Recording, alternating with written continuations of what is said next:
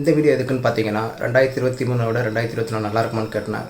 கண்டிப்பாகவே நல்லா இருக்காது. ஸோ அதுக்கு ரெடி ஆகிக்குங்க அப்படின்னு சொல்கிறதுக்கு தான் இந்த வீடியோவே நான் போடுறேன். இது வந்து முழுக்க முழுக்க நான் அனலைஸ் பண்ணது ப்ளஸ் ப்ரொடிக்ஷன் சொல்லலாம்.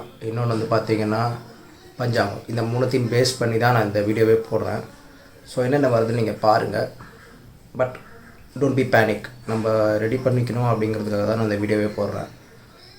மொதல் விஷயம், ரெசிஷன் இந்த இயர் கண்டிப்பாகவே ஸ்டார்ட் ஆகும். யூஎஸ் இன்னொரு வார் ஆரம்பித்தாலோ இல்லைனா இன்னொன்று சப்போர்ட் பண்ணாலோ கண்டிப்பாகவே ரெசிஷன் ஸ்டார்ட் ஆகும். யூஎஸ் பேஸ்ட் கம்பெனி ஃபுல்லாகவே ஷட் டவுன் ஆகும். அந்த மார்க்கெட் வந்து கண்டிப்பாக க்ராஷ் ஆகும். ஸோ யூஎஸ் பேஸ்ட் கம்பெனியில் வேலை செய்கிறவங்க தயவு செஞ்சு உங்கள் சேவிங்ஸை கொஞ்சம் வச்சுங்க. அன்வான்டாக செலவு பண்ணாதீங்க. 2, அதிகமான நிலநடுக்கம் வரும். இந்த இயர் ஃபுல்லாகவே அதிகமான நிலநடுக்கம். ஸோ அதை சார்ந்த சுனாமி எல்லாமே உங்களுக்கு வரும்.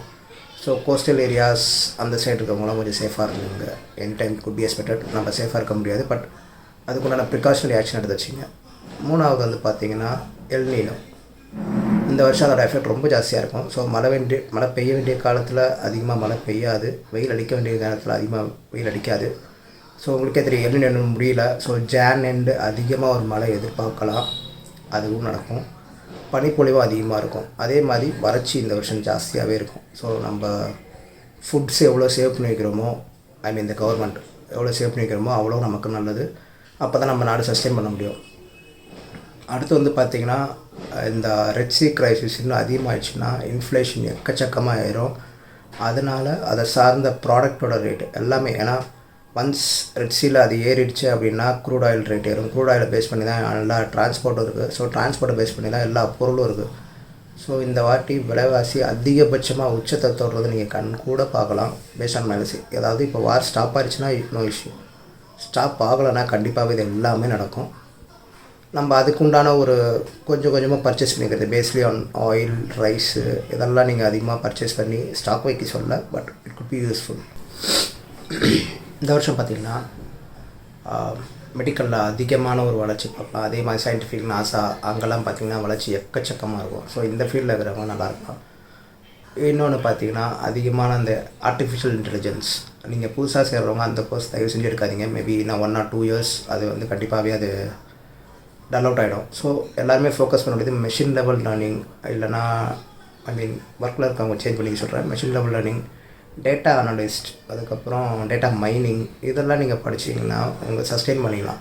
அதாவது அப்பார்ட் ஃப்ரம் இப்போ நீங்கள் ரெசிஷனே வந்தாலும் உங்களுக்கு என்ன ப்ளஸ் ஆடட் வேல்யூ இருக்கோ அதை பொறுத்து தான் உங்களுக்கு வந்து ஜாப் இருக்குமா இல்லையாங்கிறதே சொல்ல முடியும். அண்ட் பேஸ்ட் ஆன் பே, இப்போ உங்கள் பே ஜாஸ்தியாக இருந்ததுன்னா கண்டிப்பாகவே it be affecting your job. So added value வச்சுக்கிங்க. உங்களுக்கு நீங்களே ஒரு ஆடட் வேல்யூ வச்சுருந்தா மட்டும்தான் சஸ்டெயின் பண்ண முடியும், இல்லைனா ஒன்றுமே பண்ண முடியாது. அதுக்கப்புறம் பார்த்திங்கன்னா நிறைய தர்மம் பண்ணுங்கள். It could be one saving நம்ம பண்ண முடியும். என்னென்னா இல்லாதவங்களுக்கு சாப்பாடு கொடுங்க, படிக்க முடியாதவங்களுக்கு படிப்புக்கு காசு கொடுங்க. நான் ஃபுல் ஃபீஸ் கட்ட சொல்ல, உங்களால் முடிஞ்சது பென்னு, நோட்டு, ஷூவு, புக்கு, பேகு அந்த மாதிரி ஏதாவது, இல்லைனா ஒரு ஆர்ஃபனேஜுக்கு சாப்பாடு. நான் டெய்லி சொல்ல, பர்த்டே இல்லை பொங்கல் அந்த மாதிரி ஏதாவது ஒரு நல்ல நாளில் அந்த ஒரு வேளை சாப்பாடு போட்டினா கூட அது ஒரு புண்ணியம் தான். இல்லை அட்லீஸ்ட் நீங்கள் ரெகுலராக போகிற ரோட்டில் யாராச்சும் தருப்பார், அவருக்கு நீங்கள் டெய்லி சாப்பாடு வாங்கி கொடுத்தாலும் ஓகே தான். இது வந்து அதிகமாக காஸ்ட் ஆகாது. அது என்ன சொல்கிறது, கன்சிடர் ஆஸ் அ பேக்கெட் மணி. இல்லைனா ஒரு மூவியோட டிக்கெட்டுக்கூட காசோ அந்த மாதிரி நீங்கள் நினச்சி செலவு பண்ணிங்கன்னா கண்டிப்பாக உங்களுக்கு ஒரு நல்ல ஏற்றம் கிடைக்கும். நீங்கள் வந்து நினச்சி நினைக்கலாம். பிரபஞ்சம் இந்த அதான் சொல்லுது. கர்மா வந்து பார்த்திங்கன்னா எவ்வளோக்கு எவ்வளோ தானம், அன்னதானம் அதெல்லாம் நீங்கள் பண்ணுறீங்களோ அவ்வளோக்கு அவ்வளோ மேலே கொண்டு போகும். நீங்கள் நம்ம வந்து இருக்க என்ன சொல்கிறது சேவிங்ஸ் அந்த மாதிரி பண்ணி வச்சிங்கன்னா நம்ம ஒன்றுமே பண்ண முடியாது. இட் வில் பி என்ன சொல்கிறது, நம்மளை பற்றியே யோசிச்சுட்டு இருந்தோன்னா நமக்கு ஒன்றுமே கிடைக்காது. Think about others. அவங்க நல்லா இருந்தால் நம்மளை சுற்றி இருக்கவங்க நீங்கள் பார்த்துட்டாலே நீங்கள் கண்டிப்பாகவே நல்லா இருப்பீங்க. என்னோட படம் எனக்குன்னு சொல்லாதீங்க. So it's a normal one. So guys, எல்லாம் 2024 ரெடியாக இருங்க. உங்களோட பெஸ்ட்டை பண்ணுங்கள். கண்டிப்பாக பெஸ்ட்டான அவுட்புட் கிடைக்கும். இருந்தாலும் நான் சொல்கிறது என்னென்னு பார்த்தீங்கன்னா, நம்மளோட பெஸ்ட்டை நம்ம கொடுத்துட்டு நம்ம என்னெல்லாம் முடிஞ்ச வரைக்கும் செய்கிறோமோ அதை பொறுத்தா நமக்கு நல்லது நடக்குமே தவிர, நம்ம அதுலேருந்து தப்பிக்கலாம், முடிஞ்ச வரைக்கும் தப்பிக்க ட்ரை பண்ணலாங்கிறதுக்காக தான் இந்த அனாலிசிஸை நான் போட்டேன். இது வந்து பேனிக் ஆகிறதுக்கெலாம் நான் கண்டிப்பாகவே சொல்லலை. நீங்களும் முடிஞ்ச ரிசர்ச் பண்ணி பாருங்கள். உங்களுக்கே தெரியும் இதோட அவுட்புட் எவ்வளோ இருக்குது, ரெசிஷன் எப்போ ஸ்டார்ட் ஆக போகுது. ஒன்றுமே இல்லை, நீங்கள் அமெரிக்காவோட பேங்கிங் செக்டாரோட இதை போய் பாருங்கள்.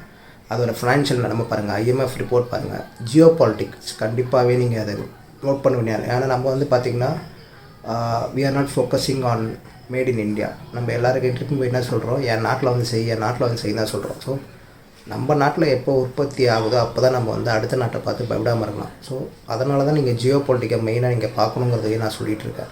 நீங்கள் ஜியோ பொலிட்டிக்ஸ் பார்த்தா மட்டும்தான் நம்மளோட லைஃபு, நம்மளோட ஒர்க்கு எதுவாக இருந்தாலும் நம்ம எப்படி போகுங்கிறத கணிக்கவே முடியும். ஸோ அதை ஃபோக்கஸ் பண்ணுங்கள். அதுக்கப்புறம் பார்த்திங்கன்னா QNET ஆஸ் யூஷுவல் இந்த டைமை கண்டிப்பாகவே அவங்க யூட்டிலைஸ் பண்ணுவாங்க.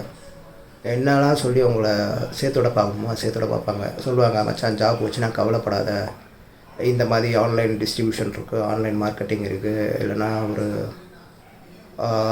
ஆன்லைன் லேர்னிங் ஸ்கில் இருக்குது, அப்படி இப்படின்னு சொல்லி ஜாயின் பண்ணுவாங்க. யார் என்ன ஏமாத்தினாலும் நீங்கள் பேமெண்ட்டு கொடுத்து உங்கள் மெயிலில் இன்பாக்ஸ்க்கு மெயில் வந்து அடுத்த செகண்டில் அதை பற்றி சர்ச் பண்ணுங்கள். கண்டிப்பாகவே உங்களுக்கு அதை பற்றி ஒரு ஐடியா கிடைக்கும். அதுக்கப்புறம் முடியாதுங்கிறது உங்களுக்கு ஒரு ஐடியா மைண்ட் செட் வந்துடும். அதுக்கப்புறமா நீங்கள் அதெல்லாம் யோசிங்க, நீங்கள் இதை பண்ணலாமா வேணாமா என்னென்னு. ஆனால் அந்த ரீஃபண்ட் பீரியட் முடிகிற வரைக்கும் அவங்களுக்கு பிஸியாகவே தான் வச்சுருப்பாங்க. ஸ்டில் நைட்டு தூங்குகிற டைமில் அந்த மெயிலை செக் பண்ணுறதுனால உங்களுக்கு எதுவுமே ஆகாது, அதை பற்றி சர்ச் பண்ணுறதுனாலே உங்களுக்கு எதுவுமே ஆகாது. எனக்கு தெரிஞ்சு இந்த ரெசிஷனை வச்சு அவங்க கண்டிப்பாக நிறையா பேரை ஸ்கேம் பண்ணுவாங்க. இதை நான் யாருக்குமே ஒரு வீடியோவில் முன்னாடி போட்டிருந்தேன். மறுபடியும் நான் வார்ன் பண்ணுறேன், தயவு செஞ்சு அவங்கக்கிட்ட மாட்டிக்காதீங்க. ரெசிஷன் தான் அவங்களோட மெயின் ஃபோக்கஸ். அதை வச்சு அவங்க கண்டிப்பாகவே பணம் சம்பாதிக்க பார்ப்பாங்க. Please be safe. Thanks for வாட்சிங் and again happy new year. இதை மட்டும் தான் சொல்ல முடியும். இருந்தாலும் மனசார சொல்கிறேன், எல்லாருமே நல்லாயிருப்போம், சேஃபாக இருப்போம். இனிய புத்தாண்டு வாழ்த்துக்கள். ஹாய் கைஸ், அந்த சதீஷ் பேசுகிறேன், டெக் எக்ஸ்ப்ளோரர். ஆக்சுவலாக இப்போ பார்த்தீங்கன்னா லே ஆஃப் டைமு. ஸோ இப்போ QNETோட எல்லாரோட கண்ணும் பார்த்தீங்கன்னா டாப் கம்பெனிஸ் இல்லைனா ஐடி சம்மந்தப்பட்டவங்கள தான் இருக்குது. ஸோ அதை நல்லா பார்த்துங்க. யாராச்சும் உங்கள்கிட்ட வந்து ஃபினான்ஷியல் ஃப்ரீடம், நீங்கள் என்ன இந்த காசு தான் வேலை பார்க்குறீங்களா, உங்களுக்கு ஜாப் செக்யூரிட்டி இல்லை, நான் உங்களை வந்து இதை விட நான் ஆன்லைன் பிஸ்னஸ் தரேன், இல்லைனா நீங்கள் இருந்த இடத்துல 50,000 சம்பாதிக்கலாம், 1,00,000 சம்பாதிக்கலாம், நான் உங்களுக்கு ரிட்டர்ன் வாங்கி தரேன்னு சொன்னாங்கன்னா ஃபஸ்ட்டு உங்கள் மைண்டுக்கு வர வேண்டியது இட்ஸ் அ QNET. ஸோ QNETன்னு போய் நம்பி ஏமாறாதீங்க. QNET வந்து ஒன்றும் எதுவுமே இல்லைனா ஆள் சேர்த்து விட்டா காசு. பட் ஆனால் அவங்களுக்கு வந்து அது நிறையா பேர் வச்சுருப்பாங்க. சிஸ்டம் பில்ட் பண்ணுறது, இது டிஸ்ட்ரிபியூட்டர்ஷிப்பு, டைரக்ட் செல்லிங்கு, இது MLM கிடையாது அப்படிம்பாங்க. ஸோ ஆனால் நீங்கள் என்னென்னா நான் சொல்கிறது எதுவுமே நீங்கள் கேட்க தேவையில்ல. ஜஸ்ட் நீங்கள் அவங்ககிட்ட போய் கேளுங்க, இது எப்படிப்பா நீ சம்பாரிச்ச, இல்லை நீ சம்பாரிச்ச ப்ரூஃப் காமி, இல்லைனா நீங்கள் என்ன பண்ணீங்க அப்படின்னா காமிங்க. தேங்க்யூ கைஸ், மறக்காமல் சப்ஸ்கிரைப் பண்ணுங்கள். வணக்கம் கைஸ், அதான் உங்கள் டெக் எக்ஸ்ப்ளோரர் பேசுகிறேன். ஆக்சுவலாக குரூப்பில் நிறையா பேர் வந்து மொத்தமாக சேர்ந்து கம்ப்ளைண்ட் பண்ணலாம் அப்படின்னு சொல்லிட்டு இருந்தீங்க. கம்ப்ளைண்ட் பண்ணுறது எனக்கு இப்போ ஒரு பெரிய இஷ்யூலாம் எதுவுமே கிடையாது. அன்றைக்கே மீட்டிங்கில் நான் சிம்பிளாக ஒரு ஃபேக்ட் சொல்லியிருந்தேன். கம்ப்ளைண்ட் பண்ணும்போது அந்தந்த ஊரோட லோக்கல் ஸ்டேஷனுக்கு தான் போகும். ஸோ அவங்க மறுபடியும் எல்லா வேலையும் விட்டுட்டு மறுபடியும் அவங்ககிட்ட எப்போல்லாம் கூப்பிட்றாங்களோ என்றைக்கெல்லாம் கூப்பிட்றாங்களோ அன்றைக்கி நம்ம போய் நிற்க வேண்டியதாக இருக்கும். ஸோ அதனால தான் நான் என்ன சொன்னேன்னா, ஃபஸ்ட்டு நம்ம ரீஃபண்டை வாங்கிட்டு அதுக்கப்புறம் நான் வந்து கம்ப்ளைண்ட்டை பற்றி பேசலாம் அப்படின்னு நான் சொல்லியிருந்தேன். பட் ஸ்டில் இப்போயும் குரூப்பில் யாருன்னா மொத்தமாக சேர்ந்து கம்ப்ளைண்ட் பண்ண ரெடியாக இருக்கீங்களோ தாராளமாக பண்ணலாம், எனக்கு எந்த பிரச்சனையும் இல்லை. பட் ஸ்டில் நான் சொல்கிற அட்வைஸ் என்னென்னா, நெட்வொர்க் இன்டர்வியூவில் போட்டு அதுக்கப்புறமா சைடில் நீங்கள் இந்த வேலையை பார்க்கலாம். பட் ஆனால் நெட்வொர்க் இன்டர்வியூவில் போயிட்டீங்க அப்படின்னா நீங்கள் போலீஸ் கம்ப்ளைண்ட் கொடுத்துட்டாங்க, ஸோ நாங்கள் இதுக்கு இந்த ரீஃபண்டுக்கு வந்து நாங்கள் பதில் சொல்லணும் அப்படின்னு சொல்லிட்டு அந்த கேஸ் ஸ்டாப் ஆகும். அதுக்காக மட்டும்தான் நான் வேண்டாம்னு சொல்லியிருந்தேன். கொஞ்சம் யோசிச்சு முடிவெடுங்க. என்னென்னலாம் கம்பெனிஸ் இருக்கோ இல்லை என்னென்னலாம் வேலை வாய்ப்பு இருக்கோ எல்லாமே வந்து ரீசெட் பண்ணப்படும். ரீசெட் பண்ணிட்டு ஃப்ரெஷ்ஷாக ஆரம்பிக்கணும். இதில் வந்து அவங்க சொல்கிறாங்க எல்லாருக்குமே பயனாகும்னு சொல்கிறாங்க. பட் அந்த ரிப்போர்ட் படிக்கும்போது எனக்கு என்ன தெரியுதுன்னா, கார்பரேட்ஸ் அவங்க வாங்கின லோனாக இருக்கட்டும் இல்லைனா அவங்க வாங்கின மானியம் சம்திங் எதுவாக இருந்தாலும் பார்த்தீங்கன்னா பெயில் அவுட் பண்ணப்படணும் அப்படின்னு சொல்லிட்டு போட்டிருக்காங்க. ஆக்சுவலாக வந்து பார்த்தீங்கன்னா வளராத நாடுகள் இல்லை வளரும் நாடுகள் வாங்கின கடன் தான் வந்து பார்த்தீங்கன்னா பெயில் அவுட் பண்ணணும்.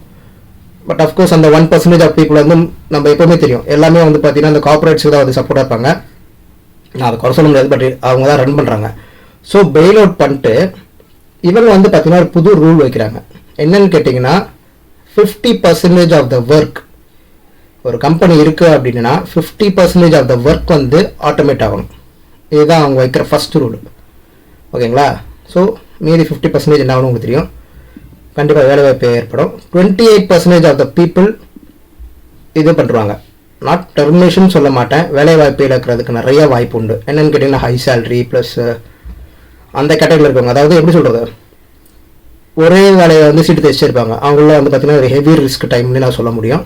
28% of the people should be refresh அப்படின்னு சொல்லியிருக்காங்க.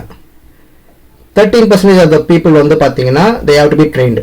எல்லாமே வந்து ஓவரால் கழிச்சு பார்த்தோன்னா என்ன சொல்கிறாங்கன்னா 4% ஆஃப் த பீப்புளுக்கு தான் கேரண்டீட் ஜாப் அப்படிங்கிறது தான் அந்த ரிப்போர்ட்டோட ஷாக்கிங் நியூஸாக இருந்தது. நான் அந்த ரிப்போர்ட்டை வந்து லிங்க்கில் ஷேர் பண்ணுறேன், மறக்காமல் ஃபுல்லாக படிங்க பொறுமை இருந்ததுன்னா அதில் ஹைலைட் பண்ணி நான் உங்களுக்கு இந்த வீடியோ ஃபுல்லாக முடியும் போது நான் உங்களுக்கு அதில் போட்டுறேன். இந்த 4% பீப்புள் எதனால் அது கேரண்டீட் ஜாபுங்கிறத கேட்டிங்கன்னா அவங்க வந்து அவங்கள வந்து புது யுகம், அதாவது புது வேலைவாய்ப்புக்கு ஏற்ற மாதிரி அவங்கள மாற்றிக்கணும். அந்த 4% ஆஃப் கேரண்டீட் பீப்புள் தான் வந்து ஃப்ரெஷ்ஷாக வராங்க இல்லையா, அதாவது ஒன்று அப்ஸ்கில் பண்ணி வந்தவங்களோ இல்லை புதுசாக அதுக்கேற்ற மாதிரி படித்து வந்தவங்களுக்கோ வந்து ட்ரெயின் கொடுப்பாங்க. ட்ரைனிங் இல்லைன்னா அந்த மாதிரி நான் சொல்கிறேன். ஸோ 4% ஆஃப் த பீப்புளுக்கு தான் வந்து கேரண்டீட் ஜாப் இருக்குது, மீதி 96%க்கு நான் கேரண்டி. இது வந்து முழுக்க உண்மை. இந்த ரிப்போர்ட்டு இந்த ரிப்போர்ட் வந்து வெளியிட்டிருக்காங்க. இதில் வந்து எந்த கண்ட்ரியும் அப்போஸ் பண்ணல அப்படின்னா தே வில் பி எப்படி சொல்கிறது இம்ப்ளிமெண்டிங் இருந்து சொல்லலாம். இது வரைக்கும் எந்த கண்ட்ரியும் மீடியாவும் இதை பற்றி பேசலை. பட் யூரோப்பியன் கண்ட்ரிஸ்க்கு வந்து நல்லாவே தெரியும், யூஎஸ் அந்த மாதிரி வளர்ந்த நாடுகள் ஃபுல்லாகவே தெரிஞ்சிச்சு. நம்ம கண்ட்ரியில் இது வரைக்கும் பேசல, எந்த மீடியாவும் சொல்ல. ஸோ ஃபேக்ட் என்னன்னு பார்த்தீங்கன்னா நாமளே அப்ஸ்கில் பண்ணாத வரைக்கும், அதாவது எப்படி சொல்கிறது, நம்ம இப்போ பார்க்குற வேலையை வந்து பார்த்துட்டே இருக்கோம், அதை பெஸ்ட்டாக பார்க்குறோன்னே வைங்களேன். பட் ஆனால் நம்மளை அப்ஸ்கில் பண்ணாத வரைக்கும் நமக்கு வேலை உத்தரவாதம் இல்லை. நல்லா பண்ணிங்க. அடுத்து அவங்க சொல்கிற பாயிண்ட் என்னன்னு பார்த்தீங்கன்னா the world should turn to digital அப்படிங்கிறாங்க. அதான் அவங்க சொல்கிற மொதல் பாயிண்ட். டிஜிட்டல் மாறணும் அப்படின்னு பார்த்தீங்கன்னா, ஏன்னா இப்போ வந்து பார்த்தீங்கன்னா எல்லார் கையிலுமே பணம் கிடையாது. ஒன்ஸ் பேண்டமிக் அப்புறம் நம்ம வந்தாலும் நான் ஆஃபீஸ் ரன் பண்ணணும் இல்லைன்னா என் தொழிலை வளர்ச்சி அடையணும் அப்படின்னா என்கிட்ட காசு கிடையாது. லோனு கேட்டு வருவாங்க. அஃப்கோர்ஸ் கவர்மெண்ட் லோனு கொடுக்க கவர்மெண்ட்டை மணி கிடையாது. ஸோ மணியை பிரிண்ட் பண்ணணும். மணியை பிரிண்ட் பண்ணால் என்ன ஆகும்னு பார்த்தீங்கன்னா பணவீக்கம் ஜாஸ்தியாகும். ஸோ வேர்ல்டு எக்கனாமிக் ஃபாரம் என்ன சொல்கிறாங்கன்னா டிஜிட்டல் கரன்சி அதை வந்து கொண்டு வர சொல்கிறாங்க. அஃப்கோர்ஸ் அது செலவில்லாத ஒன்று தான். எல்லாமே வந்து நம்ம இன்ஃபர்மேஷன்லாம் வாங்கி நம்ம அதில் பண்ணுற மாதிரி இருக்கும். ஆக்சுவல் பேங்க்குமா தான், பட் ஆனால் கையில் எதுவுமே காசு இருக்காது. டிஜிட்டல் கரன்சியை இம்ப்ளிமெண்ட் பண்ண போகிறாங்க. மேபி ஜியோ உள்ள வரலாம், இல்லை மேபி அதர் பிளாட்ஃபார்ம். அது இன்னும் எனக்கு கன்ஃபார்மான நியூஸ் வரல. பட் ஆனால் டிஜிட்டல் கரன்சிங்கிறது கன்ஃபார்ம் நியூஸு. அடுத்து வந்து பார்த்தீங்கன்னா அதில் ரொட்டேட் ஆகிறத வச்சு அவங்க சொன்ன மாதிரி 50% ஆஃப் ஆட்டோமேட்டட் கண்டிப்பாக இருக்கணும். 28% should be refreshed. நல்லா பார்த்துங்க, ரெஃப்ரெஷ்டு. 13% should be training. அந்த 4% தான் கேரண்டி ஜாப். அது இல்லாமல் என்ன சொல்கிறாங்கன்னா வருஷம் ஒரு கம்பெனியில் எவ்வளோ இருக்கோ அதோட 1% தான் வந்து அடுத்த வருஷம் அவங்க ஏற்றணும். இப்போ என் கம்பெனியில் வந்து ஒரு 1000 பேர் இருக்காங்க அப்படின்னா அடுத்த வருஷம் 1001 இல்லை 1010 அதான் வந்து ஃபார்முலா. 1% வந்து நான் அதிகரிக்கலாம். ஓகேங்களா? அப்புறம் நல்லா யோசிச்சு பாருங்க, 1% அதிகரிக்கும் போது அந்த 10 பேருக்கு வந்து எவ்வளோ ஒரு காம்படிஷன் இருக்கும். அந்த 10 பேர் இல்லை, சாரி 10 வேலைக்கு காம்படிஷன் பார்த்தீங்கன்னா நிறையா இருக்கும். இதில் யார் டாப்பில் வராங்களோ அவங்க மட்டும்தான் இதில் வந்து வேலை பார்த்து முன்னேற முடியும். ஸோ மிக மிக மிக கேர்ஃபுல்லாக இருங்க. இப்போ படிக்க போகிறவங்களும் சரி, வேலை இருக்கிறவங்களும் சரி, தயவு செஞ்சு அவங்கள அப்ஸ்கில் பண்ணிங்க. ஏன்னா எனக்கு தெரிஞ்சு ஒரு சில கம்பெனி இன்க்ளூடிங் எங்கள் கம்பெனியும் பார்த்தீங்கன்னா நல்ல ஆப்பர்ச்சுனிட்டி தருது. எனக்கு தெரிஞ்சு எல்லா கம்பெனியும் கொடுக்கறது இல்லை. நம்மளை அப்ஸ்கில் பண்ணுறதுக்கு நமக்கு இன்டைரக்டாக சொல்கிறாங்க, பட் ஆனால் நம்ம அதை யூஸ் பண்ணுறது இல்லை. ஸோ தயவு செஞ்சு அதை யூஸ் பண்ணுங்கள். அப்படின்னா தான் நம்ம வந்து பிழைக்க முடியுங்கிறத விட நம்மளால் ஜாபில் சஸ்டெயின் பண்ண முடியும்னு நான் சொல்லுவேன். இதில் வந்து பார்த்தீங்கன்னா நான் அந்த வேர்ல்டு ஹெல்த் ஃபாரமையும் நான் வந்து குறை சொல்ல விரும்பல. பட் மேபி அவங்க பிளான் ஆனாங்கிறதுன்னு தெரியல. ஏன்னா நம்ம எல்லாமே இன்ஸ்டண்ட்டாக கேட்குறோம். ஓகேங்களா? ஃபுட் இன்ஸ்டன்ட், எனக்கு delivery instant, Amazon prime, Flipkart plus எல்லாமே வந்து பார்த்தீங்கன்னா எனக்கு உடனே கிடைக்கணும் அப்படிங்கிறத எதிர்பார்க்கிங்க. ஸோ அஃப்கோர்ஸ் கஸ்டமரும் பார்த்தீங்கன்னா அதே மாதிரி தான் நமக்கு மாறுறாங்க. நான் ஒரு வேலையை கொடுக்குறேன் அப்படின்னா எனக்கு இந்த ஃபஸ்ட்டு வந்து பார்த்தீங்கன்னா 8 மணி நேரம் ஒரு நாள் அப்படின்னா இருந்து இப்போலாம் இல்லை, எனக்கு இன்ஸ்டண்ட்டாக கொடுக்குறியா, நான் அந்த கம்பெனி நோக்கி போகிறேன் அப்படின்னாங்க. ஸோ உலகத்தை வந்து அவங்க ஆர்டிஃபிஷியல் இன்டெலிஜென்ஸை கண்டிப்பாக இம்ப்ளிமெண்ட் பண்ண சொல்கிறாங்க. இந்த world is turning into automation. அதான் நான் சொல்லணும், சிம்பிளாக சொல்லணும்னா ஆட்டோமேஷனை நோக்கி நம்ம போயிட்டுருக்கோம். எவ்வளோக்கு எவ்வளோ சீக்கிரமாக நம்ம கஸ்டமர் தரமோ அவ்வளோக்கு கஸ்டமர் வந்து கம்பெனியை சேஞ்ச் பண்ணிட்டே இருப்பான். இப்போ ஒரு கம்பெனியில் வந்து ஒரு பொருள் 5 மணி நேரத்தில் டெலிவரி பண்ணுறேன் அப்படின்னா ஃபஸ்ட் அங்கே இருப்பான். இன்னொரு கம்பெனி 4 மணி நேரத்தில் டெலிவரி பண்ணி அங்கே சர்வீஸ் நடனா அப்படி இங்கே ஜம்ப் பண்ணுறோம். So the service they are requiring the service at best level. So கண்டிப்பாக அது வந்து ஆட்டோமேஷன் பண்ணால் மட்டும்தான் முடியும். நம்மளே பார்த்தீங்கன்னா இப்போ ஒர்க் ஃப்ரம் ஹோமில் வந்து பழகிட்டோம். இதில் இப்போ சர்வே அவங்க சொல்கிற சர்வேல வந்து பார்த்தீங்கன்னா 83% of the people are ready to work with remote அப்படிங்கிறாங்க. அதான் இப்போ நம்ம ஒர்க் பண்ணுறோம்ல ஒர்க் ஃப்ரம் ஹோம், அதுதான் வந்து பழகிட்டாங்க அப்படிங்கிறாங்க. அதே மாதிரி 44% ஆஃப் ஸ்டூடெண்ட்ஸு நான் வீட்டிலேருந்து படிக்கிறதா முடிவு பண்ணிட்டாங்க. மேபி இன் ஃபியூச்சர்ஸில் வந்து பார்த்தீங்கன்னா ஸ்கூல் அட்மிஷன்லேயே வந்து ஒரு காலம் ஆட் பண்ணுவாங்க. எப்படிப்பா வீட்டிலேருந்து படிக்கிறேன் இல்லைன்னா கிளாஸ் வந்து படிக்கிறேன் அப்படிங்கிற ஒரு ஆப்ஷன் கண்டிப்பாக வரும்னு நினைக்கிறேன். மேபி இந்தியாவில் லேட்டாக வரும். அங்கே வந்து இப்போயே வந்து அது பேசிகிட்டு இருக்கதை நான் கேள்விப்பட்டேன். பட் ஆனால் கன்ஃபார்ம் நியூஸ் கிடையாது. ஆனால்